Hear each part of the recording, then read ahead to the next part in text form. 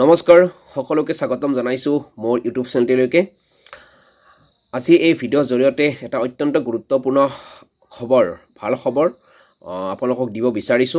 আপোনালোকে গুৰুত্ব সহকাৰে ভিডিঅ'টো চাব আৰু শ্বেয়াৰ কৰিব। যিসকল প্ৰাৰ্থীয়ে সিটেট দিম বুলি ভাবি আছে সেই সকল প্ৰাৰ্থীৰ কাৰণে এটো বহুত বেছি ইম্পৰ্টেন্ট হয়, বহুত বেছি ভাল খবৰ।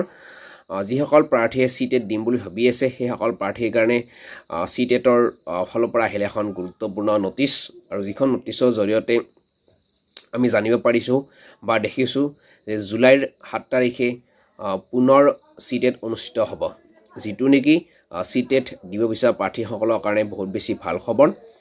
আজি আমি নটিচখন দেখা পালো সিটেটৰ ৱেবছাইটত, আৰু সেই যিখন নটিচ সেইখন নটিচত লিখা আছে যে জুলাইৰ 7 তাৰিখে পুনৰ সিটেট অনুষ্ঠিত হ'ব। যেহেতু বছৰত দুবাৰ সিটেট অনুষ্ঠিত হয়, গতিকে আকৌ সিটেট অনুষ্ঠিত হ'বলৈ গৈ আছে। গতিকে যিসকল প্ৰাৰ্থীয়ে সিটেট দিম বুলি ভাবি আছে সেই সকল প্ৰাৰ্থীৰ কাৰণে এইটো বহুত বেছি ভাল খবৰ। কাৰণ যিসকল প্ৰাৰ্থী টেটত মাৰ্ক কম আছিল সেই সকল প্ৰাৰ্থী এইবাৰ আকৌ সিটেটত মাৰ্ক ইনক্ৰিজ কৰাৰ কাৰণে সুযোগ পাইছে। যেহেতু অসম চৰকাৰৰ ৰিক্ৰুটমেণ্ট হৈয়ে থাকে, গতিকে এই এক্সামটো যিসকল প্ৰাৰ্থীয়ে দিব বহুত বেছি গুৰুত্ব সহকাৰে যদিহে দিয়ে তেতিয়া ভাল মাৰ্কছ লৈ কিন্তু চাকৰি পাবলৈ সক্ষম হ'ব। গতিকে এইটো এটা বহুত বেছি ভাল খবৰ। আজি সিটেটৰ ৱেবছাইট উপলব্ধ হৈছে যে জুলাইৰ 7 তাৰিখে পুনৰ সিটেট অনুষ্ঠিত হ'ব। গতিকে এইটো সিটেট দিব বিচৰা প্ৰাৰ্থীসকলৰ কাৰণে বহুত বেছি ভাল খবৰ, সুবৰ্ণ সুযোগ বুলি ক'ব লাগিব। যিসকলৰ টেটত মাৰ্ক কম সেই সকল প্ৰাৰ্থী আকৌ সিটেটত মাৰ্ক ইনক্ৰিজ কৰাৰ কাৰণে সুযোগ পাইছে। যেহেতু এইটো বছৰৰে শেষৰ ফালে আকৌ অসম চৰকাৰে নিম্ন প্ৰাথমিক আৰু উচ্চ প্ৰাথমিকৰ কাৰণে বিজ্ঞাপন মুকলি কৰি দিব। গতিকে এই পৰীক্ষাটো যদিহে আপোনালোকে ভাল মাৰ্ক ল'ব পাৰে, ভাল মাৰ্ক ইনক্ৰিজ কৰিব পাৰে, তেতিয়াহ'লে কিন্তু আপোনালোকৰ চাকৰি নিশ্চিত। গতিকে গুৰুত্ব সহকাৰে লওক এক্সামটো, এতিয়াৰ পৰা ভালদৰে প্ৰিপাৰেশ্যন চলাওক। যোৱাবাৰ যিসকল প্ৰাৰ্থীয়ে অলপমান মাৰ্কৰ কাৰণে ফেইল কৰিছিল বা কৃতকাৰ্য হ'ব নোৱাৰিলে, এইবাৰ কিন্তু সেইটো সুযোগ পাইছে। আৰু যিখিনি বিষয়বস্তুৰ কাৰণে আপোনালোকৰ এক্সামটো বেয়া হ'ল বা যিসকলে ভাল মাৰ্ক নাপালে, এইবাৰ কিন্তু আপোনালোকে সেই ভুলটো শুধৰোৱাৰ কাৰণে সুযোগ পাইছে।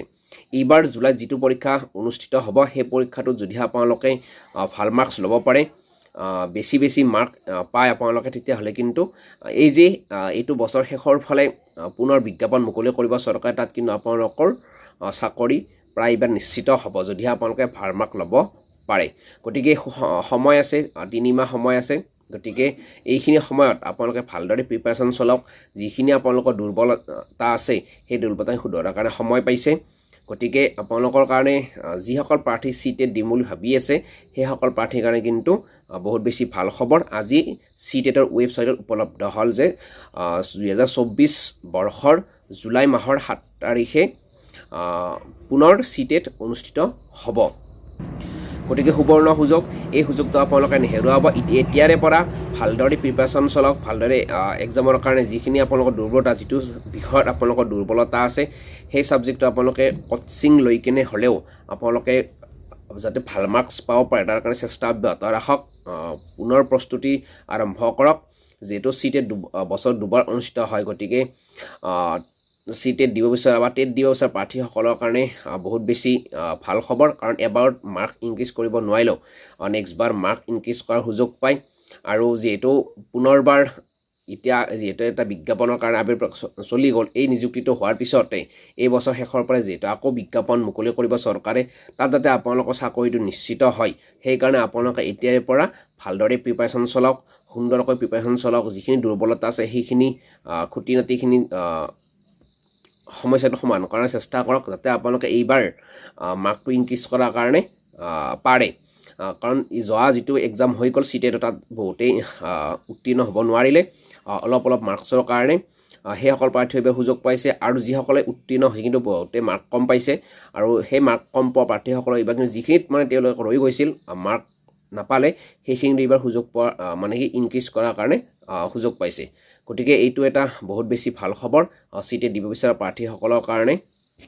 আৰু চিটেটৰ আবেদন প্ৰক্ৰিয়া মাৰ্চৰ 7 তাৰিখৰ পৰা এপ্ৰিল 2 তাৰিখলৈকে চলিব গতিকে বহু সময় দিছে আপোনালোকে খুব সুন্দৰকৈ ৱেবছাইটত যাব আৰু বিষয়বস্তুখিনি ভালদৰে পঢ়িব ক'ত কি লাগে কেনেকৈ লাগে বহুতে নতুনকৈ এইবাৰ আবেদন কৰিব গতিকে কি ডকুমেণ্টছ লাগে কেনেদৰে আবেদন কৰিব লাগে সেইখিনি আপোনালোকে খৰধৰকৈ নকৰিব আৰু যিহেতু মাৰ্চৰ 7 তাৰিখৰ পৰা এপ্ৰিলৰ 2 তাৰিখলৈকে দিছে বহুত সময় দিছে প্ৰায় এমাহ বুলিয়ে ক'ব লাগিব এইখিনি সময়ত আপোনালোকে ভালদৰে আবেদন কৰিব যাতে কোনো ভুল হৈ নাযায় আৰু তাৰ লগে লগে ভালদৰে প্ৰিপাৰেশ্যন চলাব গতিকে যিসকল প্ৰাৰ্থীয়ে চিটেট দিব বিচাৰিছে সেইসকল প্ৰাৰ্থীৰ কাৰণে কিন্তু এইটো এটা বহুত বেছি ভাল খবৰ আকৌ সুযোগ পাইছে আপোনালোকে যিহেতু এই বছৰ শেষতেই নিযুক্তি আকৌ হ'ব আৰু বহুত সংখ্যক পদ মুকলি কৰিব চৰকাৰে গতিকে তাত যাতে আপোনালোকৰ মাৰ্কটো ইনক্ৰিজ হয় আপোনালোক যিসকলে কৃতকাৰ্য হ'ব নোৱাৰিলে যোৱা এক্সামটোত সেইসকলে আকৌ সুযোগ পাইছে আকৌ মাৰ্ক বঢ়াৰ কাৰণে সুযোগ পাইছে কাৰণ যিহেতু অসম চৰকাৰৰ কৈছে যে